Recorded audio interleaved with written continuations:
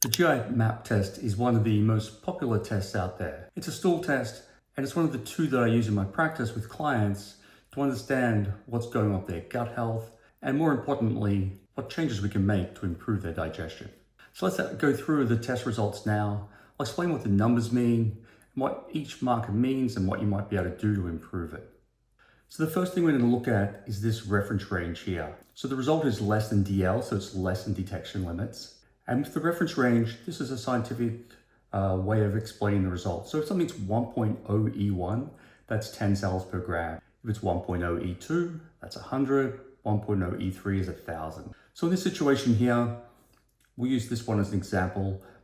It should be less than 1,000 cells per gram. And this is 4.3E3, so it's 4,300. So it's 4 times the limit. When you look at other ones, let's see if we've got a better example here. This one here would be 6.7E2. So it's, even though it looks like it's 6 times the range, this is actually below range. So in this first test result, we'll see that the first page is negative. And this is looking at most of the more serious pathogens. And you'll find that on most test results, page 1 is negative. And it's usually other areas of the GI map test that's causing problems for people. The H. pylori is elevated, and it's not just elevated, but there's a positive virulence factor here. Whenever I see H. pylori elevated, it doesn't mean that you need to treat it. And you always want to take into account someone's signs and symptoms, but if you've got elevated virulence factors, that increases the risk of things like ulcers and gastric cancer.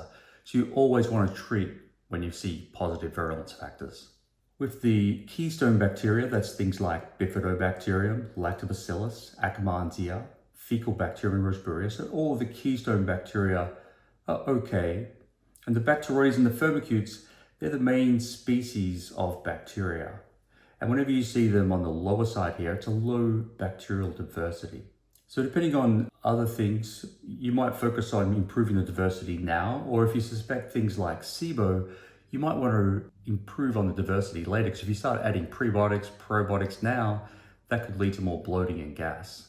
On the next section here, you've got the opportunistic bacteria. And there's a couple that are slightly above the range, but they're not too bad. The Citrobacter is fairly high, so you'd always take into account someone's signs and symptoms when you're looking at these results.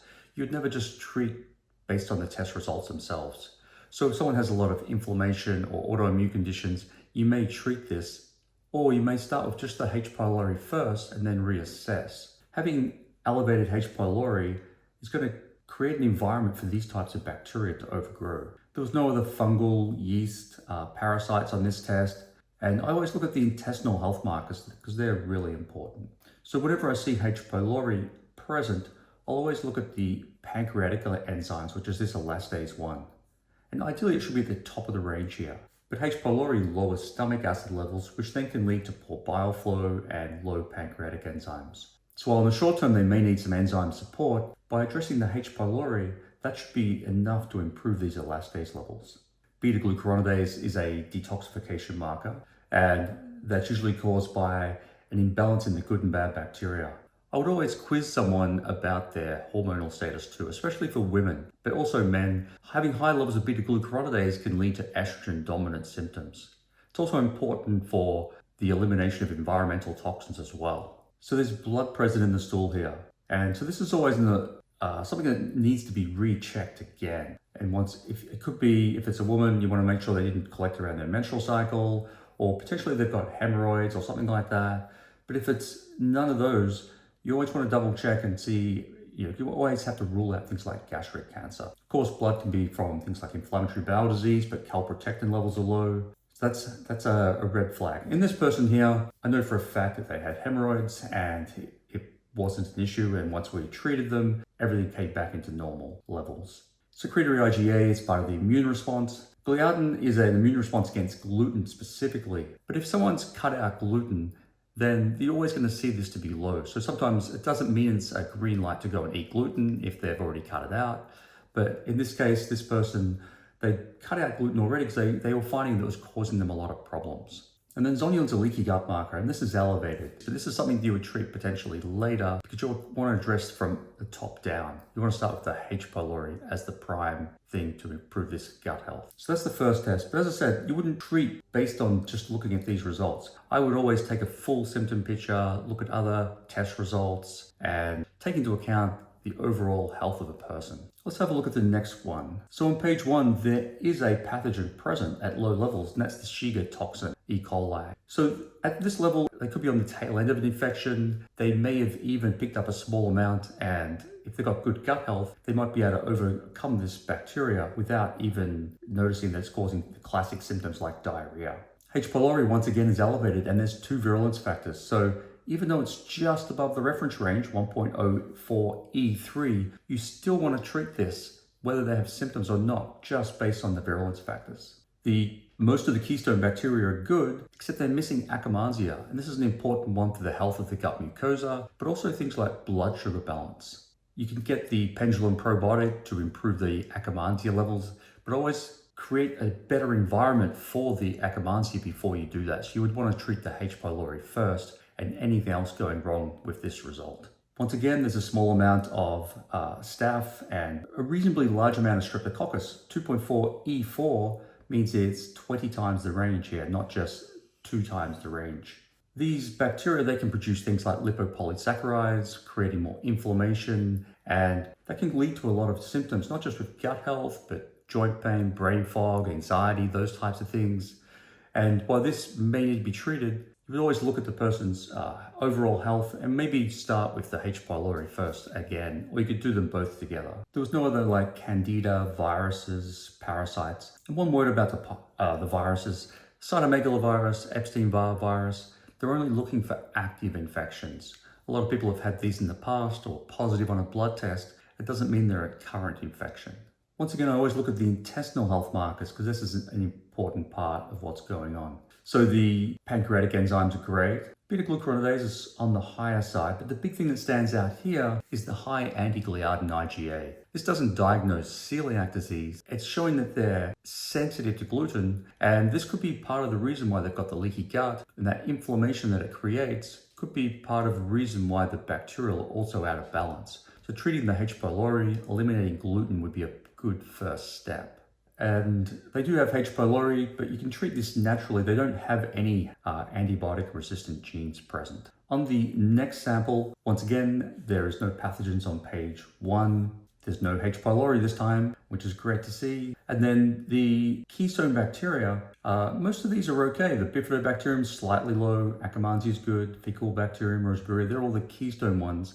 But the actual phyla are quite low, so their diversity is quite low. And we'll see on the next page why that might be. Enterococcus is elevated, and this is one that's a pro-inflammation causing one, so you don't want that to be so high. With the opportunistic bacteria, the big thing that stands out here is the elevated Pseudomonas. And you see by the numbers here, E8 means it's many times the range. E5, many times E2 here. So this is over 100,000 cells per gram of stool when it should be around 500 or less, ideally 0. Pseudomonas produces a lot of lipopolysaccharides, it leads to a lot of inflammation. So this would be the #1 thing to treat here. And this could be why they have low bacterial diversity, because of the inflammation caused by Pseudomonas.